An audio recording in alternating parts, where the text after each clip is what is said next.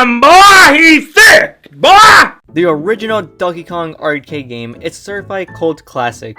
This 44-year-old game played a pivotal role in popularizing the platforming genre and helped introduce iconic characters like Donkey Kong, Pauline, and Mario, who would later star in his own series of games. What started as a last-ditch effort by Nintendo to break into the US market soon became a global phenomenon, with hundreds and hundreds of arcade machines being sold to keep up with the demand. Donkey Kong not only rescued Nintendo from bankruptcy, but also helped establish Nintendo in the gaming industry. I can probably make a whole separate video talking about the backstory of Donkey Kong and the legacy behind it, but instead I want to talk about something much more interesting than that. Did you know Donkey Kong was ported onto the original Game Boy? This version of Donkey Kong is commonly known by fans as Donkey Kong 94 because it came out in 1994, the same year when Queen Elizabeth II fell off a horse. During the early years of the Game Boy, it received ports of popular games from the NES like Tetris, Pac-Man, Mega Man, Dr. Mario, Yoshi, and many more that I'm too fucking lazy to rememorize. So imagine you're a kid back in the 90s walking into a Blockbuster and seeing a big hairy ape being advertised, and you probably thought, oh my god, it's Donkey Kong!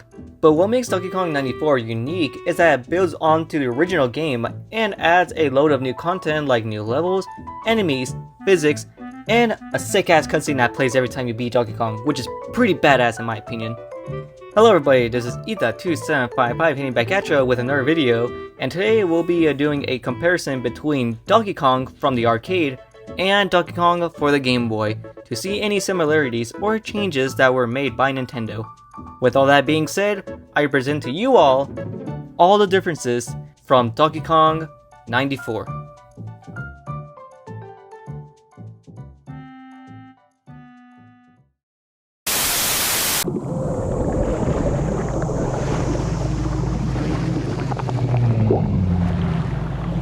Only in Donkey Kong Country. Donkey Kong features 4 distinct levels: barrels, rivets, elevator, and conveyor belts. Each has their own unique elements that separate themselves apart from one and another. While it wasn't the first platformer game, Space Panic already beat them a whole year earlier, it did lay down the foundations of what makes a modern platformer game. It was still very innovative for its time because most arcade games had the same repetitive gameplay loop with only one stage, which was common during those days because games were designed to be hard and challenging, so players kept on playing them as long as possible. That way, players will spend more of their hard-earned coins and give arcade owners profit from the arcade machines. While Donkey Kong wasn't the first to invent the platforming genre, it was the first to introduce a full story narrative with a beginning, middle, and end. Mario has to climb the top of a construction site to rescue Pauline from Donkey Kong, while avoiding daily obstacles like barrels, fires, and Walmart brand pies. It is gas though, I'm not gonna lie. You play as Mario, formerly known as Jumpman, who can jump over barrels, climb ladders, and use a hammer for a short period of time to get rid of those pesky fireballs. All these combined elements will help you aid in your journey to rescue Pauline.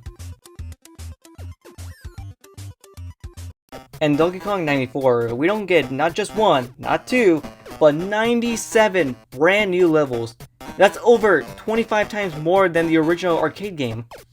It's wild to think that this hunk of a junk can only carry 4 levels, while this little pipsqueak packs in more than 100 levels.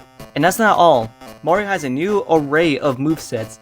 Just by flipping through the manual for Donkey Kong 94, it's impressive on how much they were able to add with only 6 buttons. Mario can now crouch, jump, climb, do backflips, block with his handstand, pick up and throw objects, perform side jumps, and pull off gymnastic leaps in the air. And keep in mind, this is 1994. Most people credit Super Mario 64 for revolutionizing Mario's movement in 3D, but not that many people realize that Donkey Kong 94 beat Super Mario 64 to the punch a whole 2 years earlier. While both games do focus on platforming, Donkey Kong 94 primarily emphasized more on puzzle solving and exploration. Mario not only has to save Pauline, but also has to figure out puzzles in order to reach the next level. It's a fresh take on the original game while still retaining the honor and legacy of the original Donkey Kong arcade game. When comparing both games, the original Donkey Kong for the arcade was designed for a short, repetitive play session, with the main goal of achieving a high score, while Donkey Kong for the Game Boy is structured as a full-length puzzle platformer game with save functionality. It encouraged experimentation, puzzle solving, and progression over high scores. Alright, let's talk about some Easter eggs in Donkey Kong 94 because there is a lot of references to the older titles.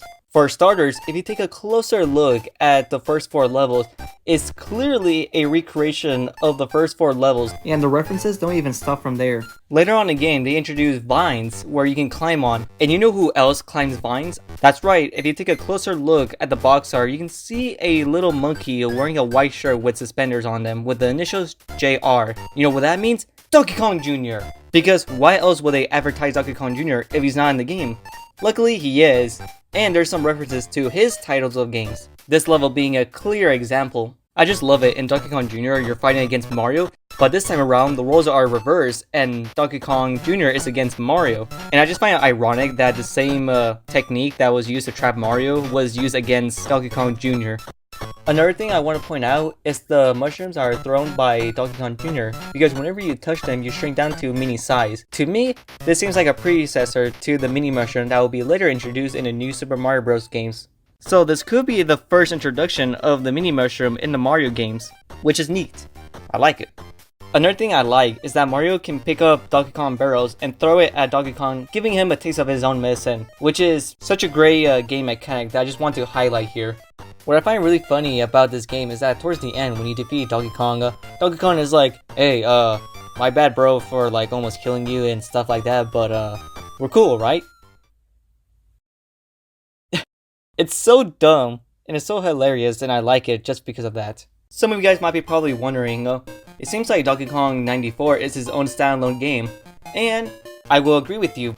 It feels like his own separate title, and Donkey Kong 94 will later on get his own sequel, which would be Mario vs. Donkey Kong, which will carry the same elements as Donkey Kong 94.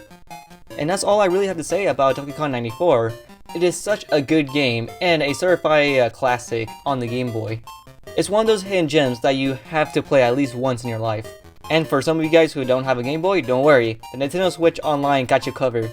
All you gotta do is, wait a minute, pay $20! Super Idol the Sharon, don't mind me, the tie by you, Semo, don't mind me,